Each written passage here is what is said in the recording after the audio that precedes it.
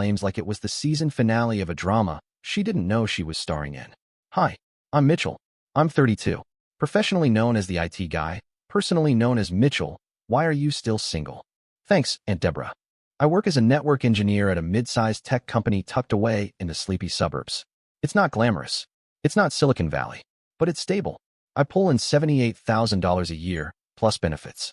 I'm not rolling in money. I don't have a yacht named Packet Loss or anything, but I can cover a car repair without sobbing into a bag of instant noodles. My day job is basically a cycle of putting out digital fires and decoding the mysteries of human incompetence. Like, I spend an alarming amount of time telling people things like, no, Kimberly from accounting, you can't have admin privileges just so you can install that sketchy-looking horoscope toolbar. That's how ransomware happens, Kimberly. I swear, every day is a new episode of Why Is This Plugged Into Nothing? When I try to explain my actual job, fixing server issues, preventing outages, keeping the network from becoming a flaming pile of code, people's eyes go blank. They just smile and say, oh, so you fix printers?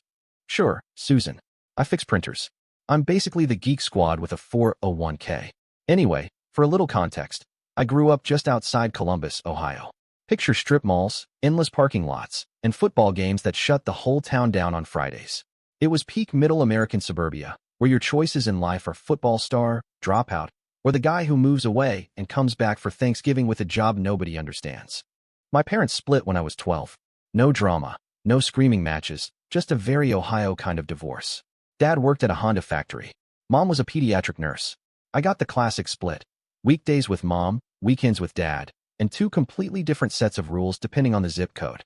But they didn't hate each other. They just drifted apart like two sad boats passing in a fog of expired love and Tupperware arguments. I was the nerdy kid.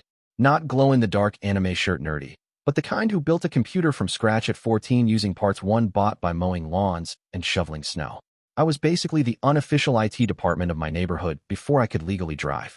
I got decent grades, not valedictorian material, but enough to get into Ohio State. Go Buckeyes, I guess. I majored in computer science, took on some student loans, because apparently education in America comes with a monthly payment plan, and worked my way through a series of IT gigs. You know the type, fixing login issues, dodging coffee spills near servers, wondering why Sharon keeps forgetting her password, even though it's literally her dog's name and birthday. After a few years of this digital purgatory, I finally landed my current job as a network engineer 4 years ago. The pay's decent, the benefits don't suck, and nobody's thrown a stapler at me yet. So, I call that a win. My life isn't flashy. I've got a small circle of friends, guys I game with, some work buddies. We mostly communicate in memes and share disdain for online multiplayer. I drive a 2018 Subaru. It's not a Ferrari, but it gets me to Costco without judgment. And my apartment? It's nice. Not fancy, but nice. A 2-bedroom in a decent complex, covered parking, plus a gym I occasionally remember exists, pretty much sums up my kingdom. I've got a 401k that's doing okay, whatever that means when Wall Street sneezes, and about 65 grand spread across savings accounts because Dad drilled one lesson into me harder than any subnet mask. Always keep 6 months of expenses on hand. When I'm not patching firewalls or educating Kimberly about malware, I unwind with tech and history podcasts, imagine bedtime stories for grown-up nerds, hammer buttons in video games, and watch sports in the most zen way possible. If my team loses, I shrug, grab another slice of pizza, and go on with my evening. Revolutionary, I know. Enter Aubrey, 27, marketing coordinator at some downtown agency where every wall is exposed brick and every meeting's powered by kombucha on tap. She makes about the same money I do, 65k, but swipes her card like she's got Bezos on speed dial. Blonde, gym-toned, always dressed like an Instagram reel come to life. Even our quick trips to the grocery store looked like she was auditioning for a Vogue spread. We met 3 years ago at my buddy Dexter's housewarming. Picture me in the kitchen, cracking open a can of generic cola, when Aubrey glides in like a perfume commercial. You're the only guy here not trying to get my attention, she says, eyebrow raised. So naturally, you got my attention.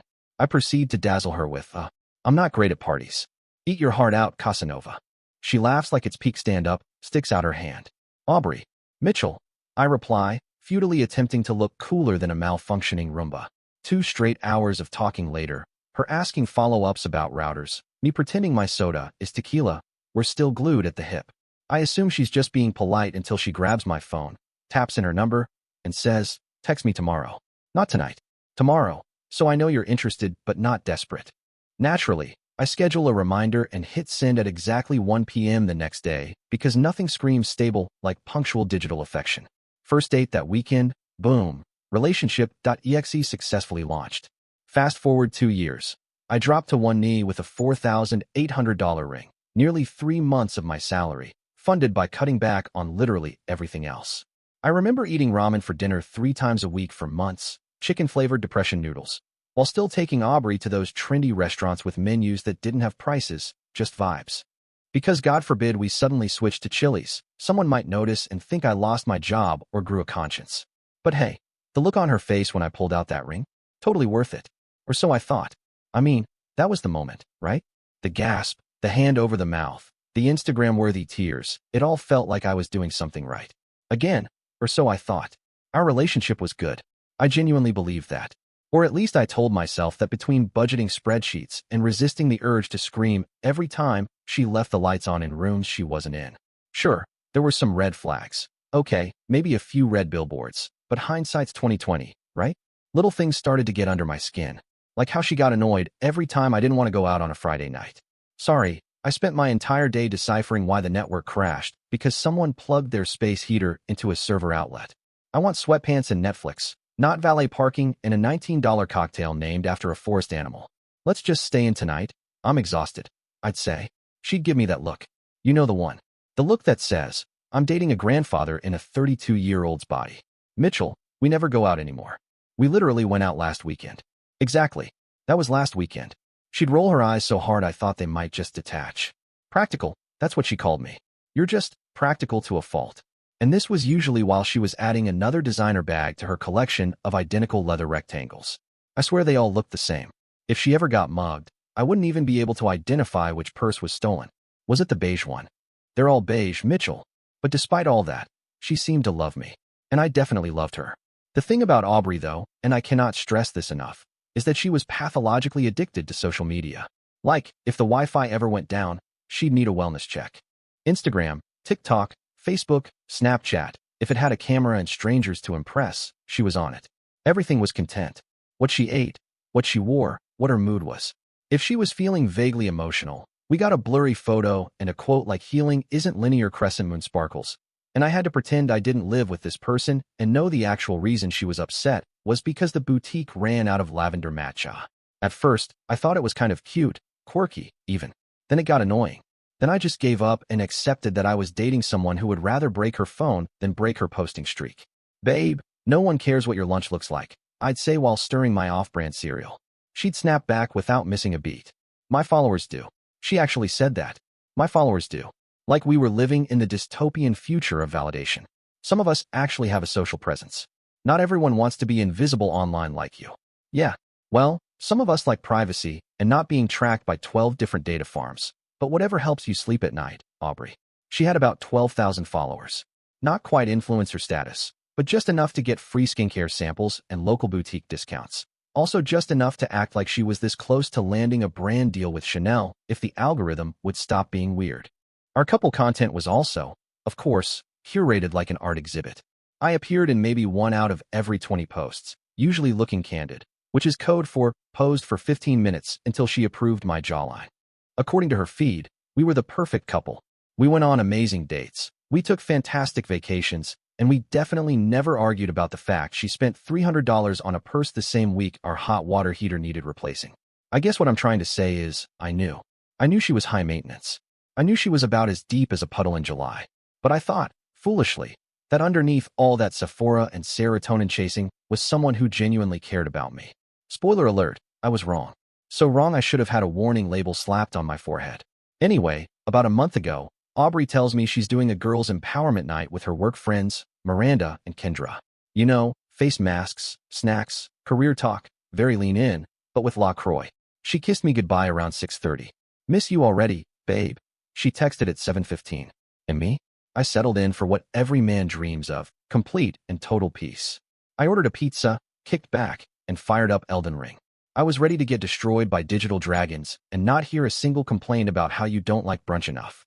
Then, around 11 p.m., something strange. Not one post. Not a single update. And this is a woman who once posted a reel about her shoes because they accidentally matched the sunset.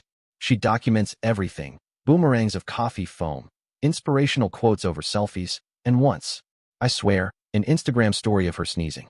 So no group selfies? No glittery filters of clay face masks? No footage of them dancing to Taylor Swift while pretending not to care about angles? Weird. Then I remembered something from my tech goblin days. This burner Instagram account I'd made a year ago when I was testing a social media analytics tool for work. Username, 2487. No profile picture. No posts. Basically, a digital ghost. I logged in. Just curiosity, right? Totally not suspicious at all. Just casual recon. Searched her name. And there she was, on Instagram Live. Titled Girl Boss Night. 45 people watching. I clicked. The camera was propped on what looked like a water bottle. Aubrey and her friends were chilling on Kendra's sectional couch. Sparkling water, snacks, classic Pinterest core. They were giggling, talking over each other, and operating at a level of chaotic energy only achieved through a mix of Prosecco and unchecked privilege.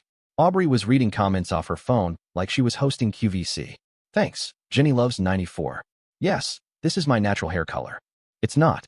Then someone in the chat asked, how's wedding planning going with the IT guy? That's when Miranda leaned into the frame, eyes wide, grin evil. Yeah, Aubrey, is Mitchell even involved, or are you doing everything? And Aubrey, rolled her eyes so hard I thought they might orbit the moon. Mitchell is, what's the word? He's so freaking basic.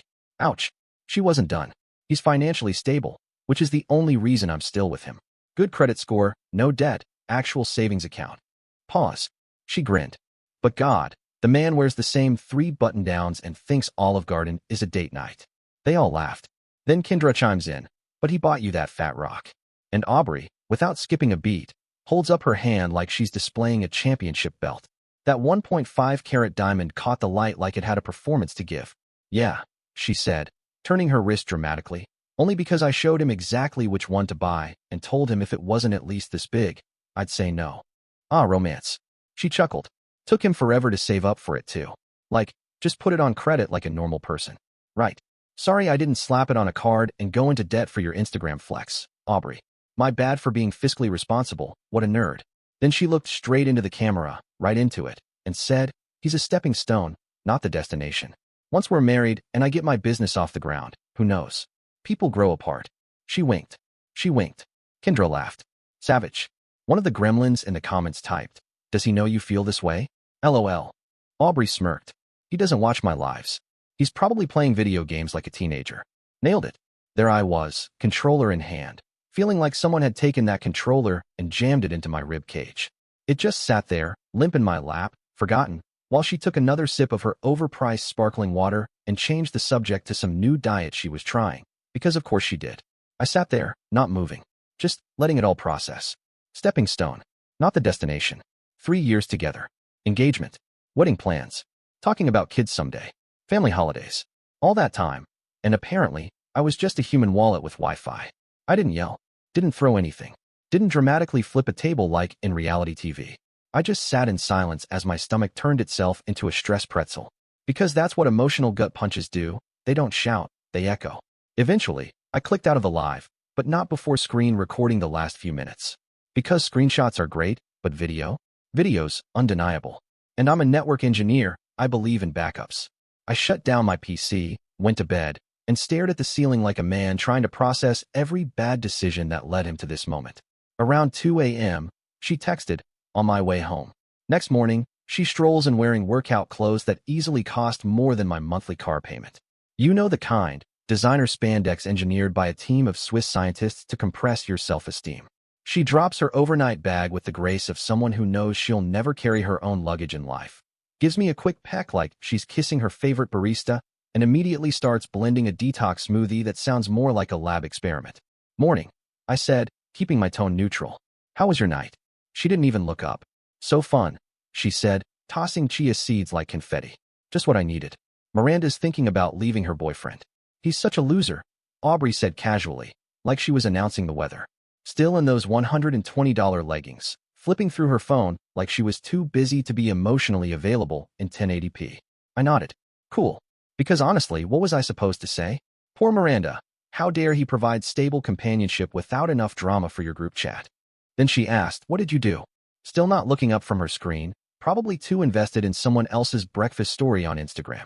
Nothing much, I replied. Played some games. Watched a movie. She muttered. Back to scrolling. Probably double-tapping some influencer's post about healing through crystal energy and sponsored leggings. And that's when it hit me, full force, like an existential truck doing 70 in a school zone. I'd spent 3 years with someone who didn't see me. She saw a credit score, a savings account, and a guy who could pay for brunch without checking his bank app. I was a walking spreadsheet in khakis, the boyfriend equivalent of an H&R Block appointment. Suddenly, every tiny comment that I'd brushed off as quirky or blunt lit up like neon red flags at a clown convention. When are you going to ask for a raise? Jake at my office makes way more than you. Right, Aubrey, but Jake also sells Herbalife on the side and vapes in the break room. Can't we go somewhere nicer for vacation? My followers will think I'm dating a broke guy. Sorry, your audience of teenage girls and bored dental hygienists might revolt if we stay somewhere with continental breakfast and not gold-dusted pancakes. Don't you want to apply for that management position? The salary bump would help with the wedding. You mean your wedding, the one with the $6,000 flower arch and a harpist that plays Beyoncé? Every single conversation circled back to money, status, appearances. If it didn't photograph well or move the algorithm, it wasn't real to her. She'd critique everything. My clothes? Why do you always wear blue? Do you not know other colors exist? My haircut? You should try something more modern, like what Chris Evans has. My car? It's reliable. That's cute, I guess. All while draining my wallet like it was a Kickstarter for her lifestyle. Her aesthetic was minimalist, but her spending habits were early retirement for someone else. And through all this, in 3 years, not once did she ask me about my dreams. Not my childhood, my goals, my favorite movie, what makes me happy, nothing. Because frankly, I don't think she cared, as long as my debit card worked and I smiled for photos on command. And me? I was just so pathetically grateful that someone this attractive, this out of my league, was interested in me that I let it all slide. I was the human embodiment of, wow, he's lucky to have her, with none of the return on investment. Let me give you some real-life highlights from this one-sided disaster of a relationship. Exhibit A. My dad had a health scare last year. Possible heart attack. Turned out it was just severe indigestion. Thanks, Dad, for the drama. But in the moment, I was panicked, on edge, ready to call everyone and cancel everything. Aubrey's response. Can we talk about this later? I'm trying to finish this sponsorship post. Sure. Sorry. Didn't realize my dad's fake heart attack was interrupting your paid partnership with gummy vitamins. Exhibit B. I got passed over for a promotion I'd really wanted. I came home, deflated, told her about it. Her immediate reaction? Well, maybe if you dressed better for work, people would take you more seriously. Want me to help you shop for better clothes? Ah yes, nothing suits rejection like a passive-aggressive fashion critique. Not a that sucks, not a you'll get it next time. Just straight to Project Runway, Corporate Edition. Exhibit C. My 31st birthday. All I wanted was to hang with a few close friends. Grilling. Some games. Nothing fancy. Just meat, beer, and people who know me. Aubrey vetoed it immediately. It won't look good on Instagram. Instead, she organized a dinner at one of those overpriced industrial lighting places downtown, invited her friends, took 72 photos of the appetizers, and then spent the whole meal talking to them while I sat there, smiling like a decorative plant. I literally considered changing my name to Centerpiece halfway through the evening. Exhibit D. Every time we visited my parents, she'd sit on her phone the entire time, scrolling, tapping, maybe filming her coffee if the lighting hit right. Then, on the drive home, your parents are so boring. But of course, I had to be fully engaged and borderline Oscar-worthy charming when we visited her family. Smiling, laughing at her dad's weird finance jokes, pretending I wasn't dying inside when her mom asked, "So when are you getting that promotion Aubrey mentioned?" Meanwhile, she was on her phone half the time we were at my parents' house, and then called them boring before we even pulled out of the driveway. And still, I kept making excuses. She's just stressed. She grew up differently. She has high standards. No, Mitchell. What she had was an ego the size of her unpaid Amex bill and the emotional depth of a puddle in the Sahara. Watching that Instagram live cut through all the self-delusions like a chainsaw through butter. That wasn't love. That wasn't even basic companionship. That was a transaction. A one-sided, emotionally bankrupt, influencer-branded exchange where I was footing the bill and getting the generic boyfriend experience in return. So, I did what any calm, rational man who just realized he's been emotionally bamboozled for 3 years would do. I played it cool. For a week, I went to work, came home, kissed her on the forehead like nothing was wrong, and inside, I was running a full forensic audit on my life. Not out of anger, out of self-respect. Because for once, I wasn't trying to win her over. I was trying to get myself back. While she was posting wedding inspiration boards like she was curating content for Vogue weddings, and running Instagram polls like Bora Bora or Santorini for the honeymoon. Babes? Two Hearts Airplane. I was over here playing 4D chess and quietly untying every knot that bound us together. First stop, finances. The cold, brutal spreadsheet of truth. My annual salary, $78,000. Her salary, $65,000, with spending habits like she made six figures and dated Jeff Bezos on the side. My savings, $65,000, diversified across accounts because I like to not panic during car repairs. Her savings, $4,300, which immediately vanished the second a designer handbag went on sale.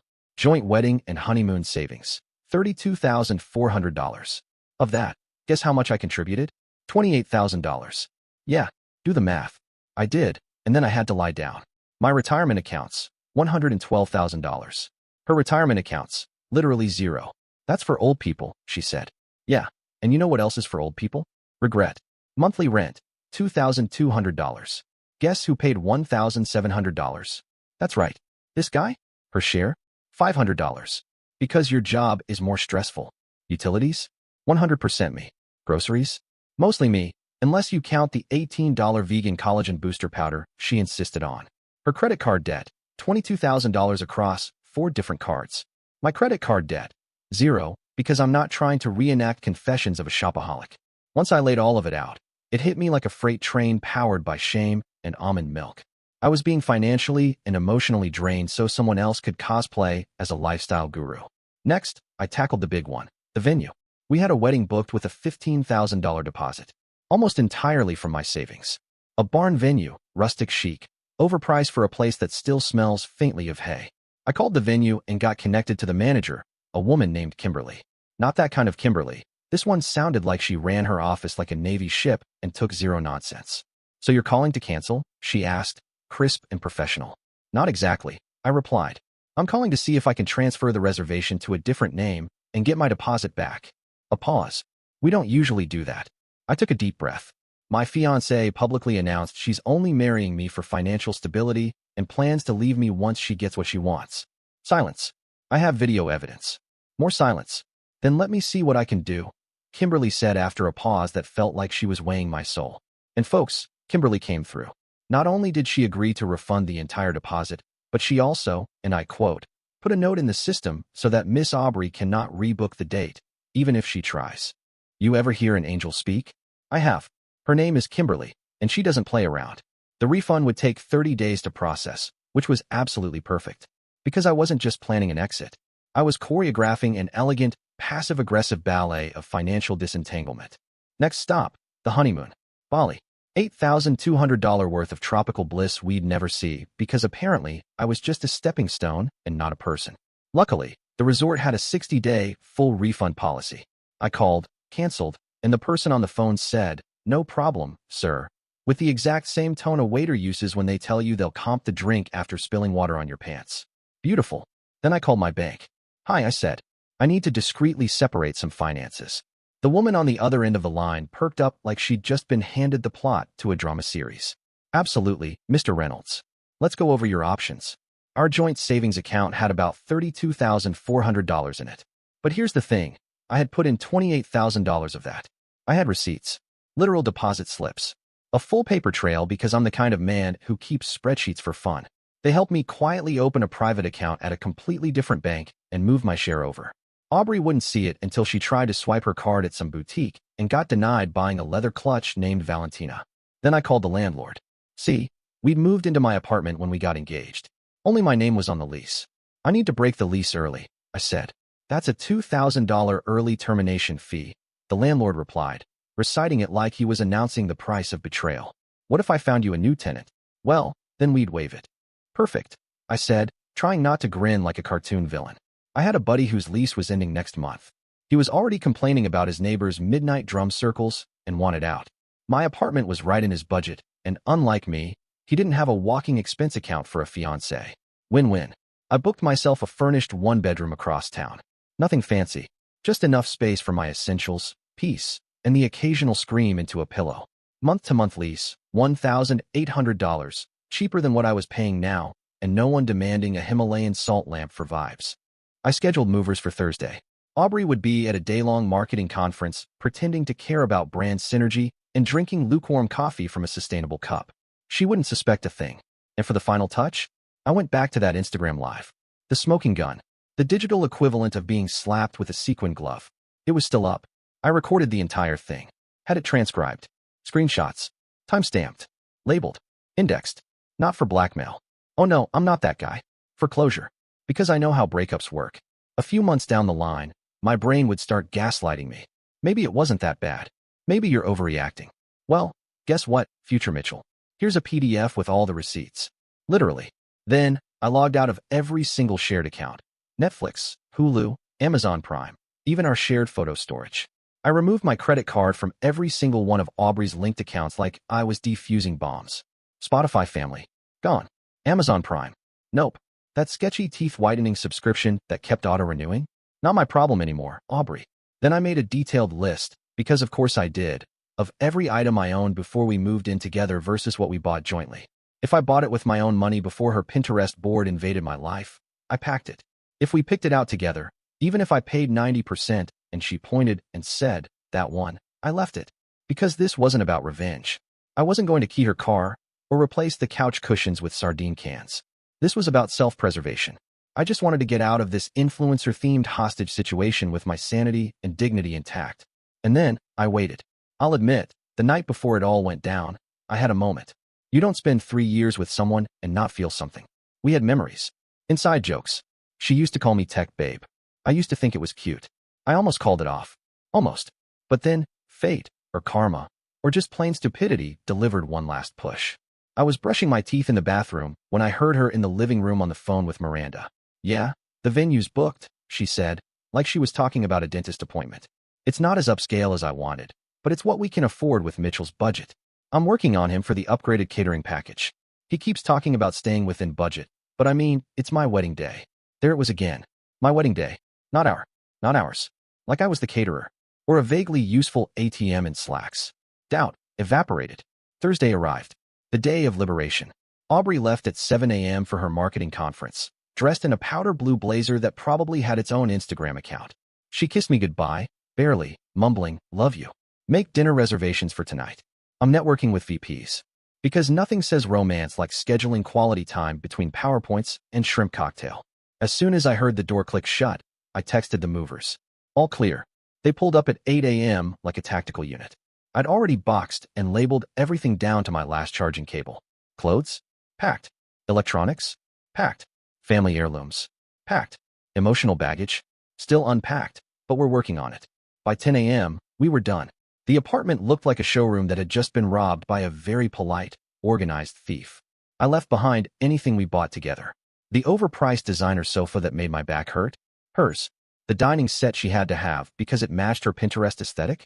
Hers. The bed we shared? Enjoy it. I hope it brings her and her ego comfort. Then came the final flourish. I took the engagement ring that I'd spent months working overtime to afford and dropped it into one of her trendy glass tumblers on the kitchen counter. It was poetic, really. She had been sipping sparkling water while casually telling the internet I was just her retirement plan. Now the ring sat there, glinting coldly in the same kind of glass, like a crystal-clear middle finger. No note. No dramatic speech. No final text. She already told the world how she felt. I was just honoring her truth. By noon, I was setting up my new place, smaller, quieter, and for the first time in 3 years, entirely mine. By 2 p.m., I had the internet working in my new place, because priorities. You can live without a coffee table. You can't live without Wi-Fi. By 5 o'clock, I was parked on my new couch. Nothing fancy, just wide enough for me to stretch out, soft enough to make me forget the emotional hangover I was nursing. And then, boom. My phone lit up like it was auditioning for a disaster movie. The first call came at 5:23 p.m. I watched it ring like it was a cursed artifact. Aubrey's name glowing on the screen. Declined. Let it go to voicemail. Then another. And another. And another. I sat there like a bouncer at the door of my sanity. Nope, not tonight, ma'am. Dress code is self-awareness and accountability. The voicemails? Oh, they were a ride. Voicemail 1. Mitchell, where are you? Where's your stuff? Call me back. This isn't funny. Ah, yes. The classic, maybe he's playing an elaborate game of hide-and-seek with all his furniture. Voicemail 2. Are you freaking kidding me? You moved out over what? Call me. Ma'am, you described me as a financial plan with a pulse. What do you think what is? Voicemail 3. If this is about that stupid Instagram live, You're being ridiculous. It was just girl talk. You know I love you. Please call me. Girl talk? Oh, cool. Just some casual televised emasculation. No big deal. As the minutes ticked on, the tone shifted like a tragic theater production directed by someone with a mood disorder. Desperate, then angry, then dramatic sobbing, then guilt-tripping, then whatever stage of grief includes accusing me of being immature. The text messages poured in like spam from an emotionally unstable bot. 5:42 p.m. Mitchell, where are you? 5:43. Why is your stuff gone? 5:45. Answer your phone. 5:52. Is this a joke? Because it's not funny. 6:01. I can't believe you do this to me. 6:08. Over one stupid comment. Really? 6:15. You're acting like a child. 6:23. The ring too? Seriously? 6:30. I'm sorry if I hurt your feelings, but this is an extreme reaction. Nothing like a conditional apology that also calls you dramatic. Real Hallmark stuff.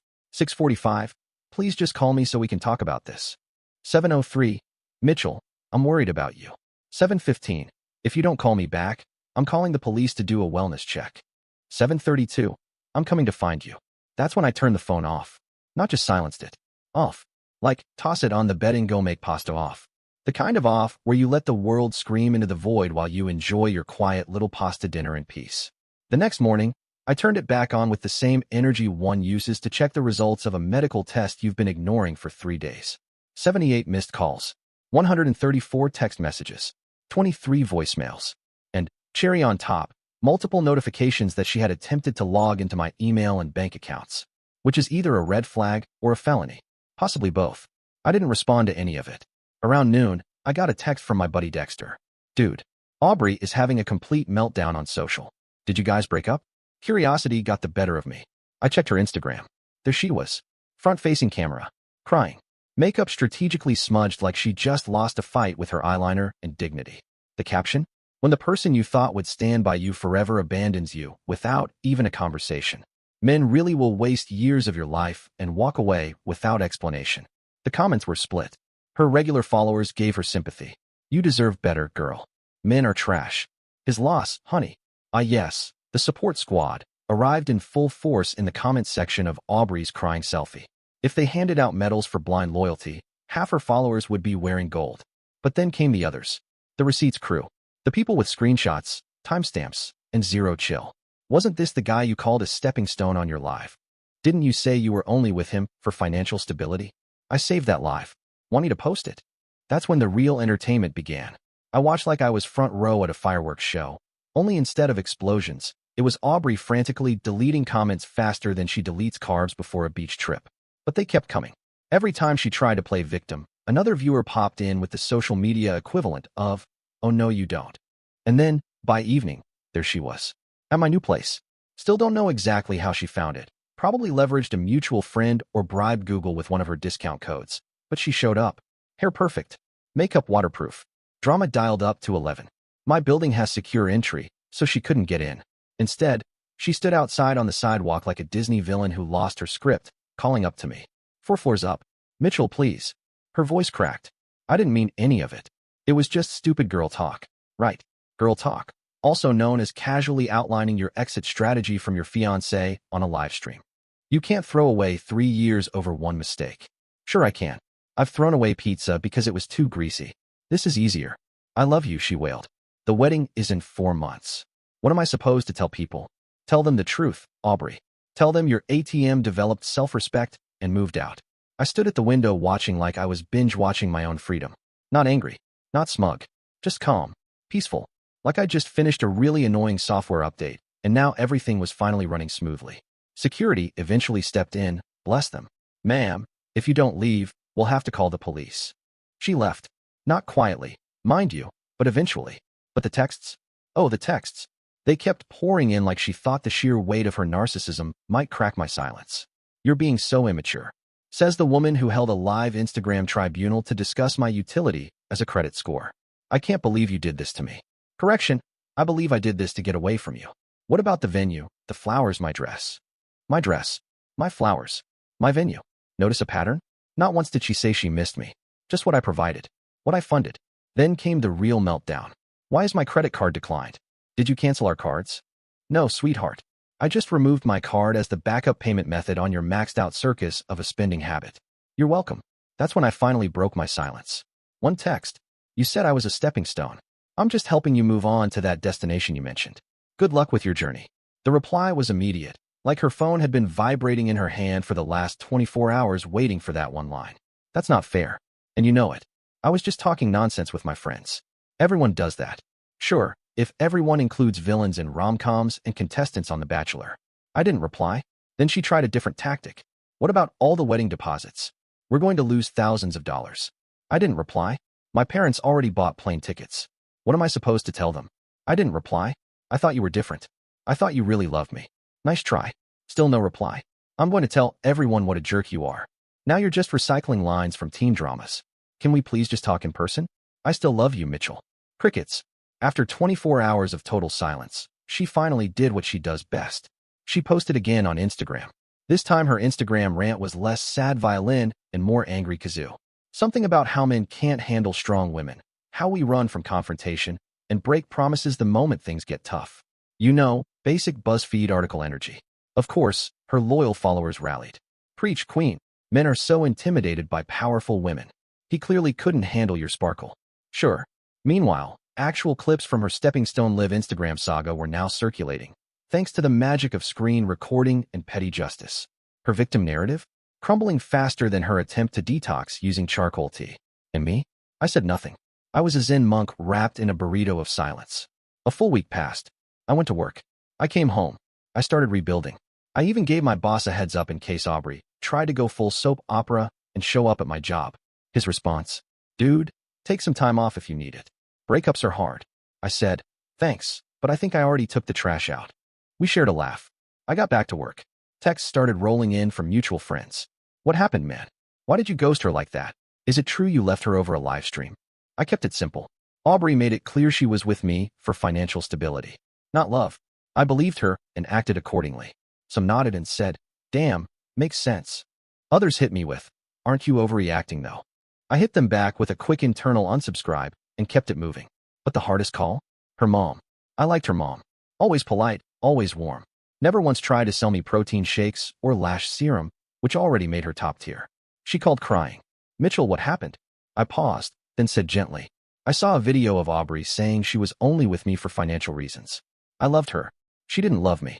That's the truth. There was a long silence. Then softly, I'm sorry. I raised her better than that.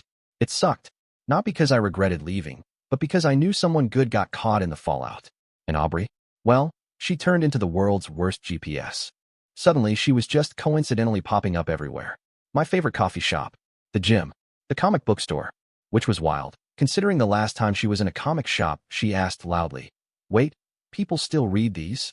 If I walked in and saw her, I walked right out, shifted my schedule, changed my routines. She even tried to enlist mutual friends to accidentally get us in the same room. Most refused. The couple that tried, I shut it down with a quick. She made her feelings clear. I'm just respecting her honesty. Mic drop. Moving on. Through all of it, I stayed silent. No texts, no calls, no emails, nothing. Because I knew any response would just drag it out. It wasn't about revenge. It wasn't about winning. It was about finally respecting myself enough to stop being someone's convenience store, open late, fully stocked, and taken for granted. 2 weeks passed. I blocked her on everything like I was scrubbing malware off a clean hard drive. And I focused on me. Started eating better, sleeping better. And guess what? I got a promotion at work. Turns out, when you're not being constantly told you're not stylish enough, ambitious enough, rich enough, you start realizing. Your confidence improves. I started hitting the gym again. Nothing crazy, just enough to make sure I could lift more than a pizza box without breaking a sweat. Reconnected with some old friends Aubrey had subtly, and not so subtly, discouraged because they didn't fit our brand. Translation: they didn't wear designer anything or drink overpriced green juices with names like Moon Gut Cleanse. Then came the reckoning. Turns out when you live like a real housewife on a network engineer's salary, you crash hard when the engineer walks. First sign, my old landlord gave me a ring. Hey Mitchell, do you have a new number for Aubrey? She's 3 weeks late on rent. I took a sip of coffee, smiled, and said, nope, not my problem anymore. But hey, I know someone solid looking for a spot if you need to fill it quick. Then came the BMW repossession. That car had been Aubrey's pride and joy. She'd treated it like a child, washed it weekly, posted selfies in the driver's seat with captions like Monday grind. Too bad monthly payments don't get made in hashtags and pouty filters. Without me spotting her emergencies, read, shoe sales and Coachella tickets. The repo truck rolled in and snatched that German chariot right out from under her Lululemon leggings. Then the social circle began to shrink faster than her credit limit. Miranda and Kendra? Gone. Apparently, girls' nights are less fun when you're not pouring Prosecco someone else paid for. But the piece de resistance? That marketing conference, the one she waltzed off to in her overpriced blazer while I was coordinating movers like an emotional Navy SEAL. Yeah, she'd been using that to network for a new job. Landed a better gig at a fancier agency. Huge pay bump. Big deal. Then someone at her new job stumbled across her live meltdown. Apparently stepping stone fiancé and public gold-digging antics don't scream brand integrity. She got fired before she even got her first paycheck. Now, let me be clear, I didn't go looking for any of this tea. I wasn't checking her socials or asking around like a jilted lover with a private investigator. She couldn't help herself. She was still posting cryptic quotes, moody selfies, hashtags like hashtag betrayed but stronger and hashtag Phoenix mode. The digital version of sighing loudly and hoping someone asks what's wrong. Then came the email from a new account, since I'd blocked everything short of smoke signals. Subject, please, Mitchell. I'm desperate. I can't make rent. My car is gone. I might lose my job. I know I don't deserve your help, but I just need something to get back on my feet. I swear I'll pay you back. Please. I have nowhere else to turn. I let it sit for 3 days. Not out of spite. Just to marinate. Then I replied, that sounds really challenging. Have you considered that maybe this is just a stepping stone to something better? People grow apart from their financial problems all the time. Good luck with your journey. Was it petty? Maybe. Was it satisfying? Absolutely. Felt darn good to finally throw her words back at her like a glitter-coated boomerang. She must have shown my response to someone, because not 5 minutes later my phone lit up like a Christmas tree on a caffeine bender. Suddenly, all these people I hadn't heard from in months, Aubrey's so-called empowerment squad, were sliding into my messages. You're heartless. Cruel. A monster for abandoning someone in need. Right. Because the guy who was referred to as a stepping stone is somehow the villain in this Hallmark horror movie. So, I did the most efficient thing I've ever done in my life. No sarcasm. Genuinely top-tier productivity move. I replied to each of them with the same message. Here's the full video of her live stream. Enjoy. Boom. One link to the cringe fest that started it all. Silence followed like I'd thrown a grenade into a brunch full of mimosas and unresolved guilt. And then, plot twist, Kendra messaged me. Kendra, one of the backup dancers in Aubrey's live performance of I'm Only With Him for the savings account. Hey, Mitchell. I know you probably hate me, and that's fair. I just wanted to say I'm sorry for laughing that night. It wasn't cool. Aubrey's been saying stuff like that for a while, and I just went along with it. You seem like a good guy. You deserved better. I sat there, rereading the message a few times, trying to detect the BS level. But honestly, it seemed genuine. I appreciated it. I didn't respond with snark. I also didn't keep the conversation going. I was past that chapter. This wasn't Redemption Island, the Instagram years. Then came the final update, straight from the grapevine of mutual friends who still had one foot in the Aubrey cinematic universe. She'd moved back in with her parents. Yep, back to the beige-carpeted suburban compound she used to roll her eyes about. Apparently, someone, bless their petty little heart, compiled a full montage of her tone-deaf, materialistic posts spliced against her stepping stone monologue. It made the rounds. Her personal brand collapsed like a Jenga tower at a toddler convention. Followers? Gone. Free PR boxes? Dry. Influencer gigs? Ghosted. Her farewell tour? A 900-word Instagram post about her journey of self-discovery, complete with a black-and-white photo, soft lighting, and a caption about reflecting on toxic relationship patterns. She never admitted what she did. Never owned up to it. Classic Aubrey. Always the victim in her own screenplay. Meanwhile, me? I've been dating again. Nothing serious. Just meeting actual human beings who ask questions like, what do you like to do for fun? Instead of, would you be embarrassed if I used your credit card at Sephora again? My new apartment feels like home. Small kitchen, comfy couch, Wi-Fi strong enough to stream, game, and ghost toxic exes simultaneously. I'm even saving for a house now, one I'll buy because I like it, not because it has a Pinterest-worthy breakfast nook. And sometimes, I think about how damn close I came to legally tying myself to someone who saw me as a walking wallet with 2-day Amazon Prime. Would have been alimony, child support, years of soul erosion with a side of influencer drama. All because she couldn't resist performing her true self in front of a ring light. The wedding would have cost me $35,000. The divorce? Way more. Instead, I took that money and invested it in someone who actually matters me. Best return I'll ever get. It's been just over 6 months now since I walked away from Aubrey and that life. So, here's where things stand, because apparently, the universe has a sense of humor, and it's finally working in my favor. That promotion I mentioned? Yeah, that turned into something even better. One of our clients, an actual grown-up company with a kitchen that doesn't have a kombucha tap, offered me a position as their IT director. $110,000 a year, plus bonuses, and stock options. And, for the first time in my adult life, I now understand what it feels like to look at your paycheck and not immediately wonder if you can afford guacamole this month. The irony that this happened literally weeks after Aubrey had gone on a monologue about my lack of earning potential? Oh, I felt that deep in my petty little soul. I took the offer. Immediately. No hesitation. The old version of me would have thought it through, maybe gotten her opinion, weighed the optics. But this version of me? The Mitchell 2.0, who doesn't get his self-worth from filtered approval? Yeah, I signed the contract and took myself out to dinner. At Olive Garden. Unapologetically. Then I did something I never thought I'd be able to do before 40. I bought a house. Nothing crazy. Not a McMansion with an HOA that demands blood sacrifices every full moon. Just a solid 3-bedroom ranch in a quiet neighborhood with decent schools and no kombucha in sight. I paid the down payment with what would have been the wedding fund. That's right. The Make Aubrey's Fairy Tale Happen Fund is now Mitchell's peaceful bachelor fortress. Every time I walk through that front door, I'm hit with this overwhelming sense of peace. No one yelling at me about curtain rods. No one telling me the couch clashes with their vision board. It's my house. I can paint a wall 6 different shades of beige if I want, just because I can. The dating scene's been interesting. I've gone out with a few women. Some great, some not so much. One woman told me she had a soul connection with her cat and would only date someone who spoke to animals. I nodded politely and finished my drink in under 4 minutes. But I'm not rushing anything. Not looking for someone to put on a pedestal or to parade on Instagram like a handbag with eyebrows. I want a partner. Someone who asks me how my day was and actually listens to the answer, instead of replying with, "Cool, now look at this dress I want." And the biggest difference? Now I know better. I'm not here to be someone's safety net, starter husband, or wallet-shaped therapist. As for Aubrey, oh, I've kept my distance. Trust me, I'm not out here checking her stories or peeking at her TikTok like a desperate ghost from boyfriend's past. But it's a small city. People talk. Screenshots get shared.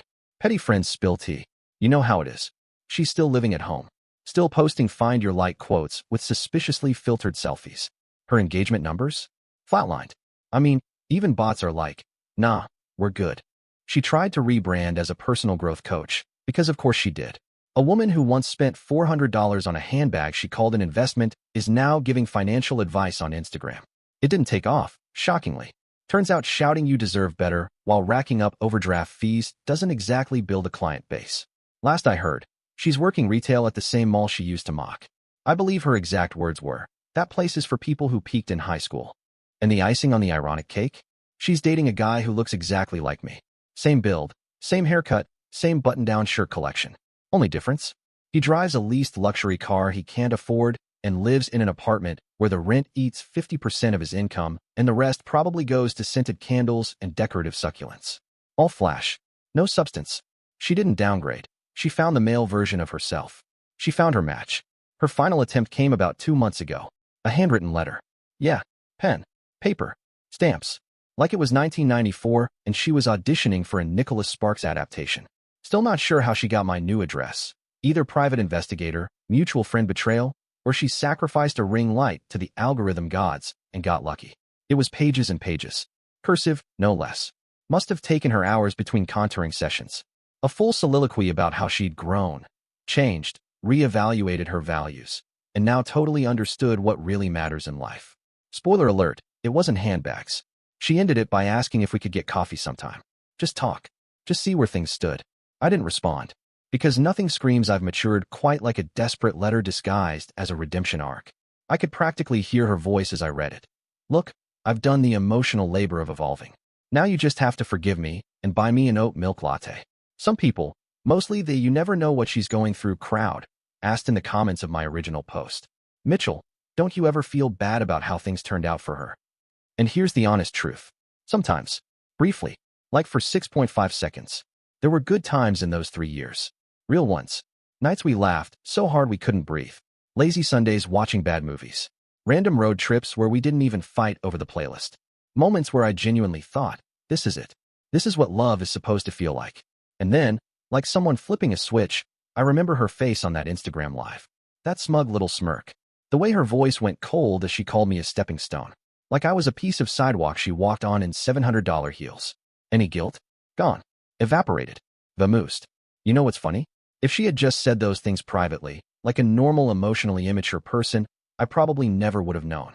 I might be married to her right now, still thinking she loved me, still trying to justify our differences, still budgeting for her next purse while she sketched out her exit strategy in a journal labeled Manifesting My Best Life. In a weird, cosmic, almost poetic twist, her absolute need for social media validation, the very thing I used to roll my eyes at, saved me. From a divorce, from financial ruin, from a lifetime of performative brunches and being told my khakis were too practical. So that's it. No final showdown. No screaming match in the ring. No rom-com airport dash. Just me, building a life I actually like. One where no one is tallying my income against their dreams or calling me basic because I think Olive Garden slaps sometimes. And if there's a lesson here, and maybe there is, it's this. Pay attention to who someone is when they don't think you're watching. That's who they really are. Dear listeners, please share your thoughts in the comments section below and don't forget to like, share, and subscribe.